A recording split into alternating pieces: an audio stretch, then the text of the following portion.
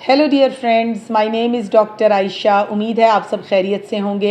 आज मैं यहाँ पर आपको फिटकड़ी की 3 बड़ी खसूसियात के बारे में बात करूँगी। पोटैश एलम जो है फिटकड़ी, जिसे हम आम ज़ुबान में कहते हैं, हमेशा से इस्तेमाल होती आई है। अब भी ये बहुत सारे घरों में इस्तेमाल होती है और लोग इसके फ़ायदों से बखूबी आगाह हैं। यहाँ पर मैं ऐसे ही चंद चीज़ों का ज़िक्र करूँगी। फ़र्स्ट ऑफ़ ऑल तो ये है, जो फिटकड़ी है ये एक एंटीसेप्टिक के तौर पे इस्तेमाल होती है, एंटी एस्ट्रीजेंट के तौर पे इस्तेमाल होती है।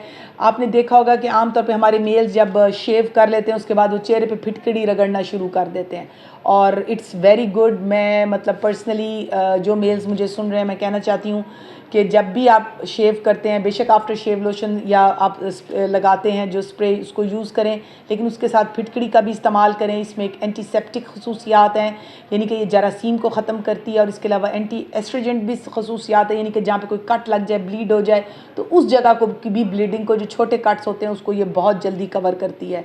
यानी इन्फेक्शन को भी कवर कर देती है और आपके खून के बहाव को भी बंद कर देती है। यानी कि जो फिटकड़ी की सबसे बड़ी एक प्रॉपर्टी है, खसूसियत है, वो एंटीसेप्टिक के तौर पर है। दूसरी इसकी बड़ी खसूसियत जो है वो मुंह की बदबू के लिए। वो लोग जिनको इस किस्म का हो कि उनके मुंह से बदबू आती हो या उनको इस किस्म का इशू हो, उनको हम इस तरह से बताते हैं कि आपने थोड़ी सी फिटकड़ी जैसे चुटकी के बराबर पाउडर फॉर्म में लेनी है, पिसी हुई फॉर्म में लेनी है। उसको ब्रश पे लगाएं और 1 मिनट के लिए अच्छा सा ब्रश करके आप अच्छी सी कुली करके उस पानी को बाहर निकाल दें।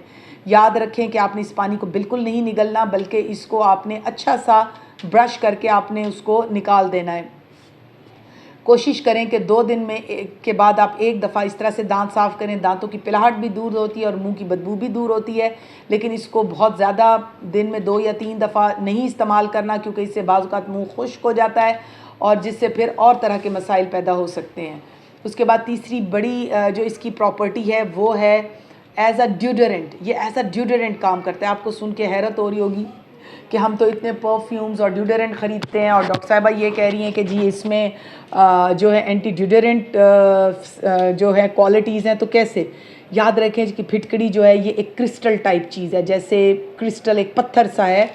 और इसको हम इस तरह से बताते हैं कि जिन लोगों के जिस्म से स्मेल आती हो या जिनके अंडर आर्म स्मेल हो या पैरों में आती हो, तो उनको हम इस तरह से बताते हैं कि जब आप अच्छा सा बाथ ले लें, नहा लें, तो फिर जो आपके मुतासरा हिस्से जिनमें बहुत ज़्यादा स्मेल आती है, आप उस फिटकड़ी को जो एक मतलब साबुन की शक्ल में ले लें, सोप टाइप, तो आपको उस मुतासरा हिस्से पर आप रगड़ेंगे तो कुछ अरसे में आप लोग महसूस करेंगे कि आपके जिस्म की स्मेल जो है वो बेहतर हो गई है और बदबू आना बंद हो गई है। और इसके अल्टरनेटिव यहाँ पर बहुत ज़्यादा जो है आपके जिस्म जो है उसमें स्मेल ख़त्म होकर एक ड्यूडरेंट जैसी फीलिंग आती है।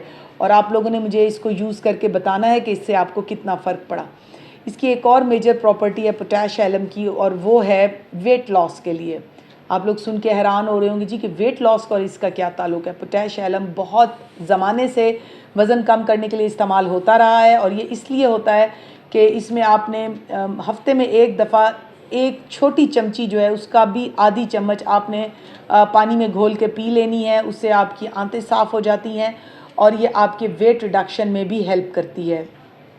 याद रखें कि जो पोटैश एलम है, फिटकड़ी है, ये आम तौर पे हर घर में होनी चाहिए, क्योंकि ये एक एंटीसेप्टिक के तौर पे काम करती है। कोई ब्लीड, कोई कट लग जाए, उसको अगर आप रगड़ देते हैं तो एक तरह से आपने उस जगह को फर्स्ट एड दे दिया। आपकी ब्लीडिंग भी रुक सकती है, कोई छोटा मोटा कट हो। और सबसे बड़ी बात यह कि एंटीसेप्टिक के तौर पे इस्तेमाल होती है, स्मेली एरियाज़ को कवर करने के लिए इस्तेमाल होती है, वेट रिडक्शन के लिए इस्तेमाल होती है। इन तमाम पर्पसेस के लिए आप इसको इस्तेमाल कर सकते हैं। अगर आप मुझसे कुछ पूछना चाहें तो मेरा कमेंट सेक्शन ओपन है, आप मुझसे पूछ सकते हैं। Thank you very much.